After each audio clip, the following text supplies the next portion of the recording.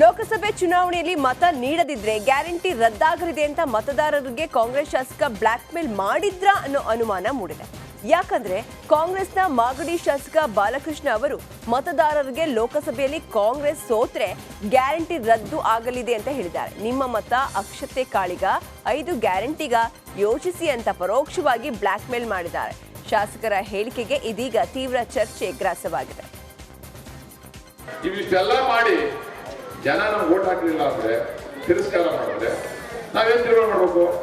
ಈ ಗ್ಯಾರಂಟಿಗೆ ಬೆಲೆ ಇಲ್ಲ, ಅಕ್ಷತೆಗೆ ಬೆಲೆ ಇದೆ. ಅವಾಗ ನಾವು ಒಂದು ಗ್ಯಾರಂಟಿ ಕ್ಯಾನ್ಸಲ್ ಮಾಡಿ ಒಂದು ಅಕ್ಷತೆ ಹಾಕಿ ನಾವು ಒಂದು ದೇವಸ್ಥಾನ ಕಟ್ಟಿ ಅಲ್ಲಿ ಪೂಜೆ ಮಾಡಿ ವೋಟ್ ಹಾಕ್ಸ್ತಾರೆ. ಏನ್ ಮಾಡೋದು ಹೇಳಿ? ಗ್ಯಾರಂಟಿ ಬೇಕಾ, ಅಕ್ಷತೆ ಬೇಕಾ? ತೀರ್ಮಾನ ಆಗ್ಬೇಕಲ್ಲ. ನಾನು ಮುಖ್ಯಮಂತ್ರಿಗಳಿಗೆ ಹೇಳಿದ್ದೀನಿ, ನೀವು ಮಾಡ್ತಕ್ಕಂಥ ಕಾರ್ಯಕ್ರಮದಿಂದ ಈ ರಾಜ್ಯದಲ್ಲಿ ಜನ ನಮ್ಮ ಪಕ್ಷದ ಲೋಕಸಭಾ ಸದಸ್ಯರನ್ನ ಗೆಲ್ಲಿಸಬೇಕು.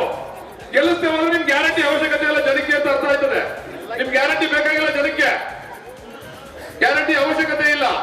ಆವಾಗ ಆ ದುಡ್ಡು ತಗೊಂಡು ಅಭಿವೃದ್ಧಿ ಮಾಡ್ತೀವಿ. ಇವಿಷ್ಟೆಲ್ಲ ಮಾಡಿ ಗಾಲಿ ಜನಾರ್ದನ ರೆಡ್ಡಿ ಬಿಜೆಪಿ ಸೇರ್ಪಡೆಗೆ ವೇದಿಕೆ ಸಜ್ಜಾಗಿದೆ. ಬಿಜೆಪಿಗೆ ಕರೆತರೋದಕ್ಕೆ ರೆಡ್ಡಿ ಆಪ್ತ ಗೆಳೆಯ ರಾಮುಲು ತಯಾರಿಯನ್ನು ನಡೆಸಿದ್ದಾರಂತೆ. ಬಿಜೆಪಿ ಅಧ್ಯಕ್ಷ ಜೆಪಿ ನಡ್ಡಾರನ್ನ ಭೇಟಿ ಬೆನ್ನಲ್ಲೇ ರಾಮುಲು ರೆಡ್ಡಿ ವಿಚಾರ ಮಾತನಾಡೋದಕ್ಕೆ ಕೇಂದ್ರ ಗೃಹ ಮಂತ್ರಿ ಅಮಿತ್ ಶಾ ಭೇಟಿಯಾಗಿದ್ದಾರೆ. ಸದ್ಯ ದೆಹಲಿಯಲ್ಲಿಯೇ ಮಾಜಿ ಸಚಿವ ಬಿ ಶ್ರೀರಾಮುಲು ಇದ್ದಾರೆ. ಜನಾರ್ದನ ರೆಡ್ಡಿ ಗರ್ ವಾಪಸಿಗೆ ದೆಹಲಿಯಲ್ಲೇ ರಣತಂತ್ರವನ್ನ ರೂಪಿಸಲಾಗಿದೆ. ರೆಡ್ಡಿ ಅವರನ್ನ ಬಿಜೆಪಿಗೆ ಕರೆತರಲು ಆಪ್ತ ಶ್ರೀರಾಮುಲು ಅವರಿಂದ ಭರ್ಜರಿ ತಯಾರಿ ಕೂಡ ನಡೆದಿದೆ. ಈ ವಾರವೇ ಬಿಜೆಪಿಗೆ ರೆಡ್ಡಿ ಸೇರ್ಪಡೆ ಬಹುತೇಕ ಖಚಿತ ಎನ್ನಲಾಗ್ತಾ ಇದೆ. ಇಂದು ಬೆಳಿಗ್ಗೆ 11 ಗಂಟೆಗೆ ಕೆಆರ್ಪಿಪಿ ರಾಜ್ಯ ಕಾರ್ಯಕಾರಿಣಿ ಸಭೆ ಕೂಡ ನಡೆಯಲಿದೆ. ಸಭೆಯ ಬಳಿಕ ಅಂತಿಮ ನಿರ್ಧಾರ ಪ್ರಕಟವಾಗುವ ಸಾಧ್ಯತೆ ಇದೆ. ಸರ್, ಇನ್ನೊಂದು ಬಿಜೆಪಿ ಬೆಂಬಲಿಸ್ತೀರಾ ಅಂತ ಒಂದು ಮಾತು ಹೇಳ್ತೀರಾ, ಜೊತೆಗೆ ಅಥವಾ ಬಿಜೆಪಿ ಸೇರ್ತೀರಾ ಅಥವಾ ಬಿಜೆಪಿ ಬೆಂಬಲಿಸ್ತೀರಾ? ಇವತ್ತು ನೋಡಿ, ಕಲ್ಯಾಣ ರಾಜ್ಯ ಪ್ರಗತಿ ಪಕ್ಷ ಇವತ್ತು ಇಲ್ಲಿ ನಾನು ರಾಜಕೀಯ ಮಾತಾಡೋದಕ್ಕಿಂತ ಕೂಡ ಹನುಮಂತನ ವಿಚಾರದಲ್ಲಿ, ಹನುಮಂತ ಧ್ವಜ ವಿಚಾರದಲ್ಲಿ ಈ ಕೆರಗೋಡು ಗ್ರಾಮ ಜನರಿಗೆ ಬೆಂಬಲ ನೀಡೋದಕ್ಕೆ ನಾನು ಬಂದಿರುವಂತವನು. ನೀವು ಬಿಜೆಪಿ ಬೆಂಬಲಿಸ್ತೀರಾ ಅಥವಾ ಬಿಜೆಪಿ ಸೇರ್ತೀರಾ ಅಂತ ಒಂದು ಪ್ರಶ್ನೆ. ಏನು ನಾನು ಬಿಜೆಪಿ ಜೊತೆಯಲ್ಲಿ ಹೊಂದಾಣಿಕೆ ಮಾಡಿಕೊಂಡು ಕಲ್ಯಾಣ ರಾಜ್ಯ ಪ್ರಗತಿ ಪಕ್ಷ ಕಂಟೆಸ್ಟ್ ಮಾಡು. ಶ್ರೀರಾಮುಲು ನಡ್ಡಾ ಭೇಟಿ ಬೆನ್ನಲ್ಲೇ ಮಾಜಿ ಸಚಿವ ಡಾಕ್ಟರ್ ಕೆ ಸುಧಾಕರ್ ನಡ್ಡಾ ಅವರನ್ನ ಭೇಟಿ ಮಾಡಿದರು. ಬಳ್ಳಾಪುರ ಲೋಕಸಭಾ ಕ್ಷೇತ್ರದ ಆಕಾಂಕ್ಷಿಯಾಗಿರುವಂತಹ ಸುಧಾಕರ್ ನಡ್ಡಾ ಮನೆಯಲ್ಲೇ ಭೇಟಿಯಾಗಿ ಮಾತುಕತೆ ನಡೆಸಿದರು. ಇದರೊಂದಿಗೆ ಹೊಸ ಲುಕ್ನಲ್ಲಿ ಕಾಣಿಸಿಕೊಂಡಿರುವ ಸುಧಾಕರ್ ಅವರ ನಡೆ ತೀವ್ರ ಕುತೂಹಲವನ್ನ ಮೂಡಿಸಿದೆ. ಯಾದಗಿರಿಯಲ್ಲಿ ಶಾಲಾ ಮಕ್ಕಳಿಗೆ ಮುಖ್ಯ ಶಿಕ್ಷಕರಿಂದ ಲೈಂಗಿಕ ಕಿರುಕುಳ ಪ್ರಕರಣ ಬಯಲಾಗಿದೆ.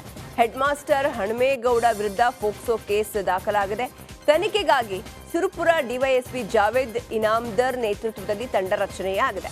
ಪೊಲೀಸರ ವಿಚಾರಣೆ ವೇಳೆ ಕಾಮುಕ ಹೆಡ್ ಮಾಸ್ಟರ್ ಸ್ಫೋಟಕ ಮಾಹಿತಿಯನ್ನು ಬಿಚ್ಚಿಟ್ಟಿದ್ದಾರೆ. ಪೊಲೀಸ್ ವಿಚಾರಣೆ ವೇಳೆ ಕ್ಲರ್ಕ್ ಹೆಸರು ಬಾಯ್ಬಿಟ್ಟಿದ್ದಾನೆ. ಬಾಲಕಿಯರನ್ನ ಕರೆತಂದು ಕೋಣೆಯಲ್ಲಿ ಬಿಟ್ಟು ಕಾವಲು ಕಾಯ್ತಾ ಇದ್ದ ಅನ್ನೋದು ಗೊತ್ತಾಗಿದೆ. ಸಿಲಿಕಾನ್ ಸಿಟಿ ಪೊಲೀಸರಿಗೆ ಟ್ರಾನ್ಸ್ಫರ್ ಕನ್ಫ್ಯೂಷನ್ ಶುರುವಾಗ್ಬಿಟ್ಟಿದೆ. ಈಗ ಟ್ರಾನ್ಸ್ಫರ್ ಅಂತಾರೆ, ಮಧ್ಯಾಹ್ನ ಇಲ್ಲ ಅಂತಾರೆ. ಮೇಲಾಧಿಕಾರಿಗಳ ಈ ಸಂದೇಶದಿಂದ ಸಿಬ್ಬಂದಿಗೆ ಶಾಕ್ ಆಗಿದೆ. ಸರ್ಕಾರದಿಂದ ಸಬ್ ಇನ್ಸ್ಪೆಕ್ಟರ್ ಡಿವೈಎಸ್ಪಿಗಳ ವರ್ಗಾವಣೆ ಆಗಿದ್ರೂ ಕೂಡ ಯಾರನ್ನೂ ರಿಲೀವ್ ಮಾಡದಂತೆ ಮೇಲಾಧಿಕಾರಿಗಳು ವಾಯ್ಸ್ ನೋಟ್ ಕಳಿಸ್ತಾರೆ. ಇದರಿಂದ ಸಿಬ್ಬಂದಿಗೆ ಸಿಕ್ಕಾಪಟ್ಟೆ ಗೊಂದಲಗಳಾಗ್ತಿವೆ. ವರ್ಗಾವಣೆಯಾದ ಜಾಗಕ್ಕೆ ಹೋಗಬೇಕಾ ಬೇಡವಾ ಅನ್ನೋ ಗೊಂದಲದಲ್ಲಿದ್ದಾರೆ.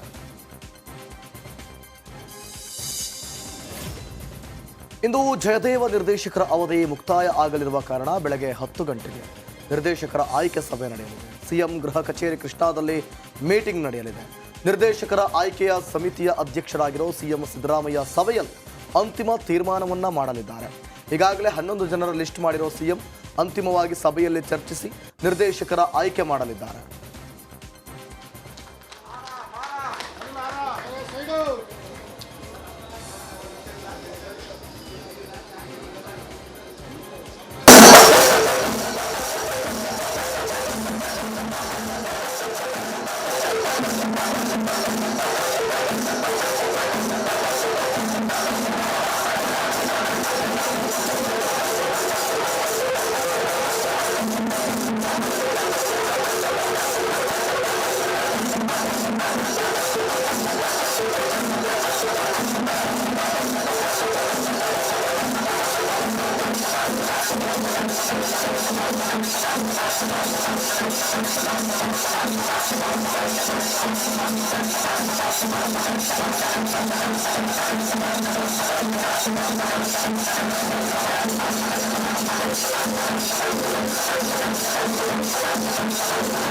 ವೈದ್ಯರನ್ನು ದೇವರು ಅಂತ ಯಾಕೆ ಹೇಳ್ತಾರೆ ಅಂದರೆ, ಸೊ ಅವರಿಗೆ ವೈದ್ಯರಾದವರಿಗೆ ತಾಯಿ ಹೃದಯ ಇರಬೇಕಾಗುತ್ತೆ, ಮಗುವಿನಂಥ ಮನಸ್ಸಿರಬೇಕಾಗಿರುತ್ತೆ. ಯಾಕೆಂದರೆ ರೋಗಿಗಳು ಯಾವಾಗಲೂ ಅಷ್ಟೇ ಅವರು ನೊಂದು ಬಂದಿರ್ತಾರೆ, ಅವ್ರನ್ನ ನೋಯಿಸಬಾರ್ದು. ಮತ್ತು ಒಂದು ರೋಗಿಯನ್ನು ನಾವು ಚಿಕಿತ್ಸೆ ಮಾಡಬೇಕಾದ್ರೆ ಅವರ ಆರ್ಥಿಕ ಹಿನ್ನೆಲೆಯನ್ನು ಅರ್ಥ ಮಾಡಿಕೊಂಡು ಆ ಆರ್ಥಿಕ ಹಿನ್ನೆಲೆಯಲ್ಲಿ ನಾವು ಎಷ್ಟು ಚೆನ್ನಾಗಿ ಚಿಕಿತ್ಸೆ ಮಾಡಲಿಕ್ಕೆ ಸಾಧ್ಯ ಆ ರೀತಿಯ ರೋಗಿಯನ್ನು ಆ ರೀತಿ ನಾವು ರೋಗಿಗಳನ್ನ ಚಿಕಿತ್ಸೆ ಮಾಡಬೇಕು. ಅದಕ್ಕೋಸ್ಕರ ನಾವು ಹಲವಾರು ಬದಲಾವಣೆಗಳನ್ನು ತಂದ್ವಿ. ನೋಡಿ, ಮೊದಲೆಲ್ಲ ಅಡ್ಮಿಷನ್ ಆಗಬೇಕಾದ್ರೆ 2,000 ರೂಪಾಯಿ ಕಟ್ಟಬೇಕಾಗಿತ್ತು. ಯಾಕೆಂದರೆ ತುರ್ತು ಚಿಕಿತ್ಸೆಗೆ ಬಂದಂಥ ಸಮಯದಲ್ಲಿ ಹಣ ಇರ್ಬೋದು, ಇಲ್ಲದೇ ಇರ್ಬೋದು. ಸೊ ಅದಕ್ಕೋಸ್ಕರ ಅದನ್ನು ನಾವು ತೆಗೆದು, ಅಂದರೆ ನಾವು ಜನರ ಸಮಸ್ಯೆಗಳಿಗೆ, ರೋಗಿಗಳ ಸಮಸ್ಯೆಗಳಿಗೆ ಸ್ಪಂದಿಸಬೇಕು. ಅದು ಯಾವಾಗ ಸಾಧ್ಯ ಅಂದರೆ ನೀವು ರೋಗಿಗಳ ನಡುವೆ ಓಡಾಡ್ತಾ ಇರಬೇಕು. ಸೊ ಹಾಗಾಗಿ ನಂತರ ಎಷ್ಟೋ BPL ಕಾರ್ಡ್ ಇಲ್ಲದೆ ಇರತಕ್ಕಂಥ ಬಡವರಿದ್ದಾರೆ, ಅಥವಾ BPL ಕಾರ್ಡಲ್ಲಿ ಅವ್ರ ಹೆಸರು ಬಿಟ್ಟೋಗಿರುತ್ತೆ, ಬಟ್ ಆದರೆ ನಿಜವಾಗ್ಲೂ ಬಡವರು ಇರ್ತಾರೆ. ಸೊ ಅಂಥವರನ್ನು ಕಣ್ಣಿನಿಂದ ಗುರುತಿಸಿ ರಿಯಾಯಿತಿ ಕೊಡ್ತಕ್ಕಂಥ ಒಂದು ಚಿಕಿತ್ಸಾ ಆಡಳಿತಾತ್ಮಕ ವ್ಯವಸ್ಥೆ ಇಲ್ಲಿ ಜಯದೇವದಲ್ಲಿದೆ. ವೈದ್ಯರನ್ನು ದೇವರು ಅಂತ ಯಾಕೆ ಹೇಳ್ತಾರೆ?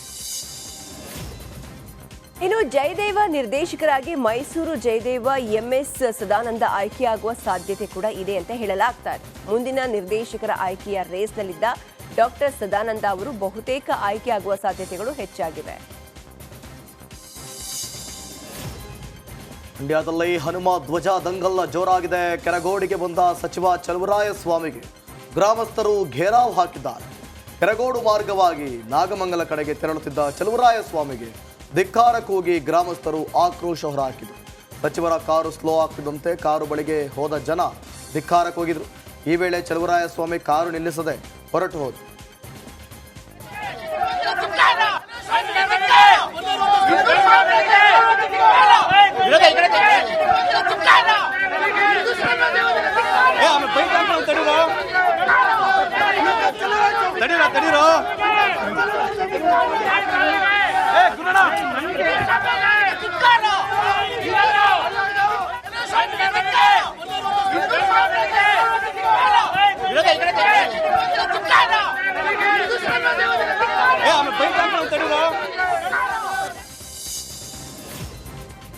ಕೆರಗೋಡು ಗ್ರಾಮದಲ್ಲಿ ಕುಮಾರಸ್ವಾಮಿ ಫ್ಲೆಕ್ಸ್ ತೆರವಿಗೆ ಅಧಿಕಾರಿಗಳು ಯತ್ನಿಸಿರುವ ಘಟನೆ ನಡೆದಿದೆ. ಕೆರಗೋಡು ಪೊಲೀಸರು ಫ್ಲೆಕ್ಸ್ ತೆರವಿಗೆ ಸೂಚನೆ ನೀಡಿದ ಹಿನ್ನೆಲೆ ಗ್ರಾಮ ಪಂಚಾಯಿತಿ ಕಾರ್ಯದರ್ಶಿ ರತ್ನಮ್ಮ ತೆರವಿಗೆ ಮುಂದಾಗಿತ್ತು. ಈ ವೇಳೆ ಗ್ರಾಮಸ್ಥರು ಅಧಿಕಾರಿಗಳಿಗೆ ತರಾಟೆಗೆ ತೆಗೆದುಕೊಂಡರು. ನಂತರ